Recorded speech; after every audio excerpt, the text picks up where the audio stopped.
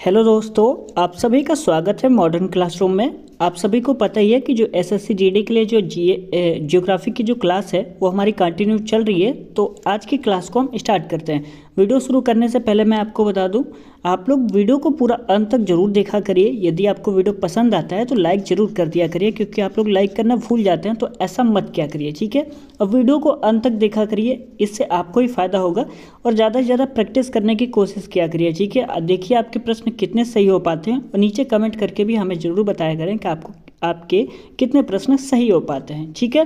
तो चलिए आज की क्लास को स्टार्ट करते हैं।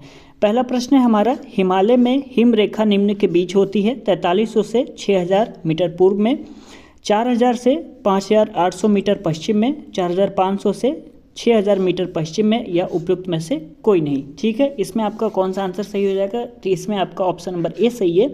4300 से 6000 मीटर पूर्व में ये आपका करेक्ट आंसर हो जाएगा, ठीक है।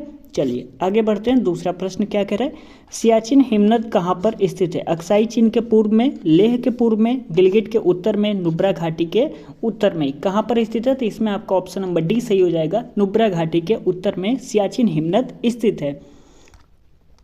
देखिए, जब हम अपना सिलेबस कंप्लीट कर लेते हैं तो हमें सबसे ज़्यादा ज़रूरी ये होता है कि उसको रिवीजन कैसे करें। तो आप ज़्यादा से ज़्यादा प्रैक्टिस करेंगे तभी आपका रिवीजन हो पाएगा। तो मैं आपको पहले ही क्लास से बता रहा हूँ कि ये जो क्लासेस है काफ़ी ज़्यादा इम्पॉर्टेंट है आपके लिए, क्योंकि यहाँ से आपका जो रिवीजन है वो काफ़ी ज़्यादा बेहतरीन हो जाएगा। तो आप लोग प्लीज़ इसके वीडियो, मैंने जो इसके पहले जो 4 वीडियोज़ अपलोड किया है तो उसको भी आप लोग ज़रूर देख लें। आपका जो रिवीजन है वो काफ़ी ज़्यादा मजबूत हो जाएगा। मैंने प्लेलिस्ट भी बना दिया है, तो आप लोग एक बार चेकआउट जरूर कर सकते हैं, ठीक है। तो चलिए अगला प्रश्न है, निम्न में से कौन सा हिमनद सबसे बड़ा है? सियाचिन, बाल्टोरो, चोंगोलुंगमा या बियाफो? इसमें आपका कौन सा आंसर सही है? तो ऑप्शन नंबर ए सही हो जाएगा, सियाचिन। आगे बढ़ते हैं। क्वेश्चन ज़्यादा है तो थोड़ा स्पीड से करेंगे। चौराबाड़ी ग्लेशियर स्थित है केदारनाथ मंदिर के दक्षिण में, केदारनाथ मंदिर के पश्चिम में, केदारनाथ मंदिर के उत्तर में, केदारनाथ मंदिर के पूर्व में। तो ये कहाँ पर स्थित है चौराबाड़ी ग्लेशियर? तो इसमें आपका ऑप्शन नंबर सी सही हो जाएगा, केदारनाथ मंदिर के उत्तर में। चलिए आगे बढ़ते हैं। भारत के दक्कन के पठार पर बैसाल्ट निर्मित लावा सैलो का निर्माण हुआ है क्रिस्टेशियस युग में, प्लीस्टोसिन युग में, या कार्बोनिफेरस युग में, या मायोसिन युग में? कब हुआ है? तो इसमें आपका कौन सा आंसर हो जाएगा? ऑप्शन नंबर ए सही हो जाएगा, क्रिस्टेशियस युग में हुआ है। चलिए आगे बढ़ते हैं। मेघालय का पठार भाग है हिमालय श्रेणी का, प्रायद्वीपीय खंड का, पूर्वी घाट पर्वतों का, या सतपुड़ा श्रेणी का? मेघालय का पठार किसका भाग है? तो इसमें आपका कौन सा आंसर सही रहेगा? तो ऑप्शन नंबर बी सही रहेगा, प्रायद्वीपीय खंड का। अगला प्रश्न हमारा, छोटा नागपुर पठार है, एक अग्र गंभीर, एक गर्त है, एक पदस्थली, एक संप्राय भूमि है? कौन सा आंसर सही रहेगा? तो ऑप्शन नंबर ए सही है, एक अग्र गंभीर है छोटा नागपुर पठार। अगला क्वेश्चन है, अरावली एवं विंध्य श्रृंखलाओं के मध्य कौन सा पठार स्थित है? मालवा का पठार, छोटा नागपुर का पठार, दक्कन का पठार, या प्रायद्वीपीय का पठार? इसमें आपका कौन सा आंसर सही रहेगा? तो इसमें आपका ऑप्शन नंबर ए सही रहेगा, मालवा का पठार। अगला प्रश्न है हमारा, निम्न में से कौन सा मेघालय पठार का अंश नहीं है? भुवन पहाड़ियाँ, गारो पहाड़ियाँ, खासी पहाड़ियाँ, जयंतिया पहाड़ियाँ, उपयुक्त में से कोई नहीं, या एक से अधिक? तो इसमें आपका ऑप्शन नंबर ए सही रहेगा, भुवन पहाड़ियाँ यह मेघालय पठार का अंश नहीं है, ठीक है। मैंने आपको पहले क्लास में बताया था कि हम केवल प्रश्न आंसर को देखने वाले हैं, ठीक है। तो आप लोग ये ना सोचिए केवल मैं प्रश्न उत्तर ही करा रहा हूँ, तो मैंने पहले ही बता दिया था हम लोग केवल प्रैक्टिस कर रहे हैं, ठीक है। यदि आप एसएससी जीडी के लिए जीके की क्लास करना चाहते हैं या जीएस की क्लास करना चाहते हैं तो उसका भी प्लेलिस्ट मैंने बना रखा है, तो आप लोग एक बार चेकआउट जरूर कर सकते हैं। जीएस की क्लासेस में मैं हर एक क्वेश्चन को काफ़ी ज़्यादा डिटेल से कराया हुआ है, जबकि जीके की क्लास में उसमें मैंने केवल प्रश्न उत्तर को मतलब ध्यान दिया है, तो आप लोग चेकआउट जरूर कर सकते हैं। चलिए आगे बढ़ते हैं। अगला प्रश्न है हमारा, निम्नलिखित में से किस तट से भारत का औसत समुद्र तल नापा जाता है? मुंबई, चेन्नई, कोचीन, या विशाखापट्टनम? तो इसमें आपका ऑप्शन नंबर कौन सा सही रहेगा? तो ऑप्शन नंबर बी सही रहेगा, चेन्नई। अगला प्रश्न है हमारा, भारत के प्रादेशिक जल क्षेत्र का विस्तार है तट से 3 समुद्री मील तक, तट से 6 समुद्री मील तक, 12 समुद्री मील तक, और 24 समुद्री मील तक तट से? तो इसमें आपका कौन सा आंसर सही रहेगा? तो ऑप्शन नंबर सी सही है, तट से 12 समुद्री मील तक भारत के प्रादेशिक जल क्षेत्र का विस्तार है। उम्मीद करते हैं आपको अच्छे से समझ में आ रहा होगा और आप साथ में प्रैक्टिस कर रहे होंगे और आपके ज़्यादा से ज़्यादा क्वेश्चन सही हो रहे होंगे, ऐसा मुझे उम्मीद है। चलिए आगे बढ़ते हैं। भारत की तट रेखा की कुल लंबाई लगभग है 3500 किलोमीटर, 800 किलोमीटर, 6000 किलोमीटर या 7500 किलोमीटर। इसमें आपका ऑप्शन नंबर डी सही रहेगा, 7500 किलोमीटर यहाँ पे आपका आंसर सही है। अगला प्रश्न है, भारत के निम्नलिखित राज्यों में से किसकी तट रेखा सबसे लंबी है? महाराष्ट्र, आंध्र प्रदेश, केरल, गुजरात। किसकी तट रेखा सबसे लंबी है? तो याद रखिएगा गुजरात की तट रेखा सबसे लंबी हो जाएगी। अगला प्रश्न है, भारत के किस राज्य का समुद्री तट सबसे अधिक लंबा है? आंध्र प्रदेश, महाराष्ट्र, गुजरात, तमिलनाडु। क्वेश्चन क्या कह रहा है? भारत के किस राज्य का समुद्री तट सबसे अधिक लंबा है? तो यहाँ पे ऑप्शन नंबर सी सही हो जाएगा, गुजरात। अगला प्रश्न है, भारत का कौन सा राज्य सर्वाधिक लंबी तट रेखा वाला राज्य है? आंध्र प्रदेश, गुजरात, तमिलनाडु, केरल। अभी हमने देखा था गुजरात, यहाँ पे ऑप्शन नंबर बी सही हो जाएगा, गुजरात। चलिए आगे बढ़ते हैं। भारत में कितने राज्य तट रेखा से लगे हुए हैं? 7, 8, 9, 10। देख लीजिए कितने बार एग्जाम में यह पूछा गया है, भारत में कितने राज्य तट रेखा से लगे हुए हैं? तो ऑप्शन नंबर सी सही हो जाएगा, यहाँ पे 9 राज्य। अगला प्रश्न है, तमिलनाडु व आंध्र प्रदेश के तट का नाम है कोरोमंडल, मालाबार, उत्तरी सरकार या कोंकण। इसमें आपका कौन सा आंसर सही रहेगा? तो ऑप्शन नंबर यहाँ पे ए सही रहेगा, कोरोमंडल। चलिए आगे बढ़ते हैं। तमिलनाडु का समुद्री तट क्या कहलाता है? सरकार तट, कोंकण तट, मालाबार तट या कोरोमंडल तट। इसमें आपका कौन सा आंसर सही रहेगा? तो इसमें आपका ऑप्शन नंबर डी सही है, कोरोमंडल तट कहलाता है। निम्नलिखित में से किसे केप कोमोरिन के नाम से भी जाना जाता है? मिजोरम, कश्मीर, कन्याकुमारी, गुजरात। किसको केप कोमोरिन के नाम से जाना जाता है? तो इसमें आपको ऑप्शन नंबर सी सही हो जाएगा, कन्याकुमारी को जाना जाता है। ठीक है, चलिए। भारत के पश्चिमी तटीय मैदान के उत्तरी भाग को जिस अन्य नाम से भी जाना जाता है वह नाम क्या है? कर्नाटक तट, मालाबार तट, कोंकण तट या कोरोमंडल तट। किस तट मतलब क्या नाम, किस नाम से जाना जाता है? भारत के पश्चिमी तटीय मैदान के उत्तरी भाग को जिस अन्य नाम से जाना जाता है वह नाम कौन सा हो जाएगा? तो वो नाम हो जाएगा आपका ऑप्शन नंबर सी, कोंकण। अगला प्रश्न कह रहा है हमारा, अगला प्रश्न देखने से पहले हम ये देख लेते हैं। 8 डिग्री चैनल मिनिकॉय भारत व मालदीव के मध्य स्थित है, ध्यान रखिएगा। 9 डिग्री चैनल मिनिकॉय व लक्षद्वीप के मध्य। 10 डिग्री चैनल लघु अंडमान व कार निकोबार के मध्य। ठीक है। डंकन पास लघु अंडमान व दक्षिण अंडमान के मध्य। कोको चैनल कोको द्वीप म्यांमार और उत्तरी अंडमान के मध्य, ध्यान रखिएगा। पाक स्ट्रेट तमिलनाडु व श्रीलंका के मध्य और मन्नार की खाड़ी तमिलनाडु व श्रीलंका के मध्य। उम्मीद करते हैं समझ में आ गया होगा। तो चलिए अगले प्रश्न की ओर बढ़ते हैं। अंडमान और निकोबार द्वीप समूह का सर्वोच्च शिखर पल्याड़ शिखर सैडल पीक स्थित है कहाँ पर? बृहद निकोबार में, मध्य अंडमान में, लघु अंडमान में या उत्तरी अंडमान में, कहाँ पर स्थित है? तो इसमें आपका ऑप्शन नंबर डी सही हो जाएगा, उत्तरी अंडमान में स्थित है सैडल पीक। चलिए आगे बढ़ते हैं। अंडमान और निकोबार द्वीप समूह में सबसे अधिक ऊंचाई वाली चोटी कौन सी है? Saddle Peak, Mount Thuillier, Mount Diavolo या माउंट कोयल। इसमें आपका कौन सा आंसर सही हो जाएगा? क्वेश्चन क्या कह रहा है? अंडमान और निकोबार द्वीप समूह में सबसे अधिक ऊंचाई वाली चोटी कौन सी है? तो यहाँ पे ऑप्शन नंबर ए सही रहेगा। ठीक है, सैडल पीक, ध्यान रखिएगा। ऑप्शन नंबर यहाँ पे ए सही रहेगा, सैडल पीक। चलिए आगे बढ़ते हैं। अंडमान और निकोबार बंगाल की खाड़ी में 2 द्वीप है, बंगाल की खाड़ी में द्वीप समूह है, अरब सागर में द्वीप समूह है और हिंद महासागर में 2 द्वीप है। तो इसमें आपका ऑप्शन नंबर यहाँ पे बी सही रहेगा। ठीक है, अंडमान व निकोबार बंगाल की खाड़ी में द्वीप समूह है, ऑप्शन नंबर यहाँ पे बी सही रहेगा। चलिए आगे बढ़ते हैं। 10 डिग्री चैनल पृथक करता है, मैंने अभी आपको बताया था वहाँ पे 9 डिग्री चैनल 10 डिग्री चैनल बताया था, क्यों याद रखिएगा, यहाँ पे प्रश्न पूछा गया है इसलिए। अंडमान को निकोबार द्वीप समूह से, अंडमान को म्यांमार से, भारत को श्रीलंका से, लक्षद्वीप को मालदीव से 10 डिग्री चैनल पृथक करता है। अंडमान को निकोबार द्वीप से, अंडमान को म्यांमार से, भारत को श्रीलंका से, लक्षद्वीप को मालदीव से। इसमें आपका कौन सा आंसर सही रहेगा? तो ऑप्शन नंबर ए सही रहेगा, अंडमान को निकोबार द्वीप से पृथक करता है। ठीक है, चलिए आगे बढ़ते हैं। निम्नलिखित में से किस द्वीप युग्म को 10 डिग्री चैनल अलग करता है?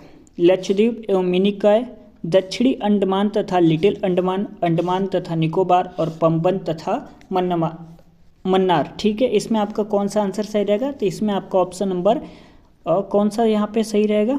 1 मिनट रुक जाइए।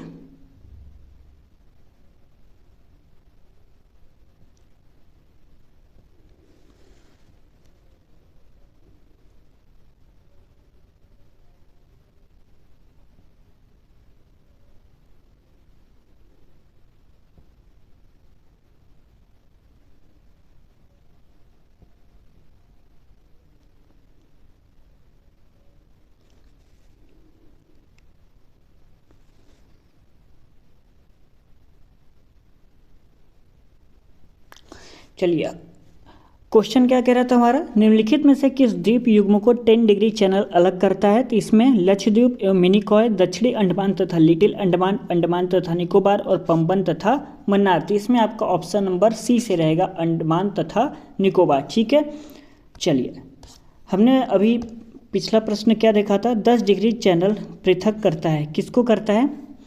अंडमान को निकोबार द्वीप से, अंडमान को म्यांमार से, भारत को श्रीलंका से, लक्षद्वीप को मालदीव से। तो मैंने बताया था अंडमान को निकोबार द्वीप से। मैं आपको ये फिर से इसलिए बता रहा हूँ कि थोड़ा सा मुझे कन्फ्यूज़न हो गया कि मैंने गलत बताया क्या। तो एक बार मैं फिर से आपको बता दे रहा हूँ, अंडमान व निकोबार बंगाल की खाड़ी में 2 द्वीप है, बंगाल की खाड़ी में द्वीप समूह है, अरब सागर में द्वीप समूह है, हिंद महासागर में 2 द्वीप है। तो इसमें आपका ऑप्शन नंबर मैंने अभी कौन बताया था? तो ऑप्शन नंबर बी बताया था, बंगाल की खाड़ी में द्वीप समूह है। तो चलिए, हमने सही बताया था। एक बार और पीछे देख लेते हैं, शायद ये भी तो नहीं गलत हो गया था। अंडमान और निकोबार द्वीप समूह में सबसे अधिक ऊंचाई वाली चोटी कौन सी है? तो इसमें मैंने आपको बताया था सैडल पीक। चलिए, मैंने सही बताया था। यहाँ पे मुझसे मिस्टेक हो गया था, मतलब याद नहीं आ रहा था, तो मैंने अभी आंसर देखा तो आपको बता रहा हूँ। ठीक है, किस द्वीप युग्म को 10 डिग्री चैनल अलग करता है? लक्षद्वीप एवं मिनिकॉय, दक्षिणी अंडमान तथा लिटिल अंडमान, अंडमान तथा निकोबार और पंबन तथा मन्नार। इसमें आपका कौन सा आंसर सही रहेगा? तो इसमें आपका ऑप्शन नंबर सी सही रहेगा, अंडमान तथा निकोबार। ठीक है, मैं यहाँ पे मुझे याद नहीं था, तो प्लीज़ उसके लिए सॉरी। अब हो जाता है कभी कल। ठीक है, मैं इतनी देर रात को, शायद लगभग 1:30 बज रहा है, मैं क्लास को रिकॉर्ड कर रहा हूँ, तो हो जाता है कभी कल, तो आप लोग इग्नोर कर सकते हैं। ठीक है, ऐसा मत सोचिएगा हमें पता नहीं था, हो जाता है कभी कल। तो चलिए, मैं एक बार आपको फिर से इसलिए बताया ताकि मुझसे गलती हो जाएगी तो आप लोग वही याद कर लेंगे, तो बाद में मुझे दोष देंगे। तो मैंने सोचा कि एक बार कंफर्म कर लेते हैं कि इस प्रश्न का आंसर सही क्या है, और जो पिछला प्रश्न बताया उसका मैंने कहीं गलत तो नहीं बता दिया। इसकी वजह से मैंने कंफर्म करने के लिए थोड़ा सा मैंने समय ले लिया, तो उसके लिए सॉरी। चलिए, अगला प्रश्न हमारा, बैरन द्वीप अवस्थित है कहाँ पर? बंगाल की खाड़ी में, अरब सागर में, भूमध्य सागर में, चीन सागर में। ठीक है, आप लोग मेरे पे उम्मीद रखिए, मैं जो भी बताऊंगा आपको सही बताऊंगा, और सारे के सारे इंपॉर्टेंट क्वेश्चन आपको प्रैक्टिस करने के लिए मैं दे रहा हूँ। ठीक है, क्योंकि मैं खुद ही पढ़ाई करता हूँ, तो आप लोग भरोसा कर सकते हैं मेरे पर। बैरन द्वीप अवस्थित है कहाँ पर? बंगाल की खाड़ी में, अरब सागर में, भूमध्य सागर में, चीन सागर में। तो यहाँ ऑप्शन नंबर ए सही रहेगा, बंगाल की खाड़ी में। तो चलिए आगे बढ़ते हैं। क्वेश्चन कह रहा, भारत के किस द्वीप का उद्गम ज्वालामुखी है? बैरन, कार निकोबार, लिटिल निकोबार, उत्तरी अंडमान। तो इसमें आपका कौन सा आंसर सही रहेगा? ऑप्शन नंबर ए सही रहेगा, बैरन। ठीक है, चलिए आगे बढ़ते हैं। निम्नलिखित में से कौन भारत में ज्वालामुखी द्वीप है? Little Andaman, little Nicobar, great Nicobar या बैरन द्वीप। इसमें आपका कौन सा आंसर सही है? क्वेश्चन क्या कह रहा है, निम्नलिखित में से कौन भारत में ज्वालामुखी द्वीप है? ठीक है, little Andaman, little Nicobar, great Nicobar और बैरन द्वीप। तो इसमें आपका ऑप्शन नंबर डी सही रहेगा, बैरन द्वीप। श्रीहरिकोटा द्वीप अवस्थित है चिल्का झील के समीप, महानदी के मुहाने के समीप, पुलिकट झील के समीप और गोदावरी के मुहाने के समीप। इसमें आपका कौन सा आंसर सही रहेगा? तो ऑप्शन नंबर सी सही रहेगा, पुलिकट झील के समीप श्रीहरिकोटा द्वीप अवस्थित है। चलिए आगे बढ़ते हैं। राम सेतु शुरू होता है कहाँ से? धनुषकोटी से, मंडपम से, पंबन से या रामेश्वरम से। तो इसमें ऑप्शन नंबर ए सही रहेगा, कहाँ से? धनुषकोटी से शुरू होता है, ऑप्शन नंबर ए। चलिए आगे बढ़ते हैं। निम्नलिखित में से कौन सा भौगोलिक रूप से ग्रेट निकोबार के सबसे निकट है? सुमात्रा, बोर्निया, जावा, श्रीलंका। इसमें आपका कौन सा आंसर सही रहेगा? ऑप्शन नंबर ए सही रहेगा, सुमात्रा, यह सबसे निकट हो जाएगा। लक्षद्वीप कहाँ पर स्थित है? हिंद महासागर में, अरब सागर में, बंगाल की खाड़ी में, प्रशांत महासागर में। तो इसमें ऑप्शन नंबर बी से रहेगा, अरब सागर में स्थित है। चलिए आगे बढ़ते हैं।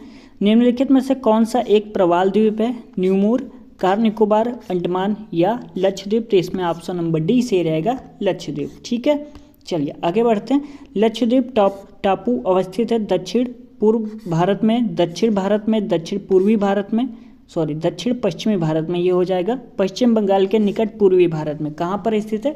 इसमें आपका ऑप्शन नंबर कौन सा ए सी रहेगा, दक्षिण पश्चिमी भारत में स्थित है। अगला प्रश्न है, लक्षद्वीप में कितने द्वीप हैं? 17, 27, 36 या 47। तो इसमें आपका ऑप्शन नंबर सी सही हो जाएगा, 36। अगला प्रश्न हमारा, निम्नलिखित भारतीय द्वीपों में से कौन सा द्वीप भारत एवं श्रीलंका के मध्य में स्थित है? एलिफेंटा, निकोबार, रामेश्वरम या सालसेट। तो इसमें आपका ऑप्शन नंबर सी सही हो जाएगा, रामेश्वरम। अगला प्रश्न हमारा, एक द्वीप पर निर्मित भारत का सबसे बड़ा नगर कौन सा है? पणजी, रामेश्वरम, पोर्ट ब्लेयर या मुंबई। सभी को पता ही होगा, मुंबई। अगला प्रश्न है, भारत का सर्वाधिक आबादी वाला द्वीप कौन सा है? माजुली, अंडमान, लक्षद्वीप, सालसेट। इस प्रश्न का आंसर सही हो जाएगा ऑप्शन नंबर डी, सालसेट। चलिए आगे बढ़ते हैं। कोरी क्रीक निवेशिका स्थित है कच्छ की खाड़ी में, खंबात की खाड़ी में, कच्छ के लिटिल रन में या कच्छ के रन में। तो इसमें आपका ऑप्शन नंबर कौन सा? डी सही हो जाएगा, कच्छ के रन में कोरी क्रीक निवेशिका स्थित है। अगला प्रश्न है, सर क्रीक विवाद किन दो देशों के मध्य में है? भारत पाकिस्तान, अफगानिस्तान पाकिस्तान, चीन भारत और भारत बांग्लादेश। तो इसमें आपका ऑप्शन नंबर ए सही हो जाएगा, भारत पाकिस्तान। आज के क्लास में बस इतना ही। यदि वीडियो आपको पसंद आया होगा तो प्लीज़ इस वीडियो को लाइक ज़रूर कर दीजिएगा। अपने दोस्तों में इस वीडियो को ज़्यादा से ज़्यादा शेयर करिएगा। जहाँ भी आपने व्हाट्सएप, टेलीग्राम ग्रुप पे स्टडी ग्रुप ज्वाइन किया हुआ है, वहाँ पे इस वीडियो को एक बार शेयर कर दीजिएगा। लगता है कि हम आपके लिए मेहनत कर रहे हैं तो प्लीज़ इस वीडियो को शेयर कर दीजिएगा और लाइक कर दीजिएगा। कमेंट करके ज़रूर बताइएगा आपके कितने प्रश्न के आंसर सही हुए थे। ठीक है, कुछ पूछना हुआ करे तो भी आप कमेंट कर सकते हैं, कुछ सुझाव देना है वो भी आप हमें ज़रूर बता सकते हैं। और ऐसे वीडियोस पाने के लिए हमारे चैनल को सब्सक्राइब जरूर कर लें। प्लेलिस्ट को एक बार आप लोग चेक कर सकते हैं, वहाँ पे SSC GD के लिए GS की क्लास जो कि काफ़ी ज़्यादा डिटेल से मैंने कराने की कोशिश की है और मेरी तरफ से बिल्कुल इतना कोशिश है कि आपको ज़्यादा से ज़्यादा प्रैक्टिस करा दिया जाए। तो मैंने फुल डिटेल से कराया है। जीके की क्लास SSC GD में उसको मैंने केवल प्रश्न उत्तर को देखा हुआ है और इस क्लास में भी हमने केवल क्वेश्चन आंसर को ही देखा हुआ है। ठीक है, तो उम्मीद करते हैं आज का वीडियो आपको पसंद आया होगा। तो प्लीज़ वीडियो को लाइक शेयर कमेंट कर दीजिएगा और ऐसे वीडियोस पाने के लिए हमारे चैनल को सब्सक्राइब कर लीजिएगा। चलिए मिलते हैं अगले क्लास में, तब तक के लिए धन्यवाद।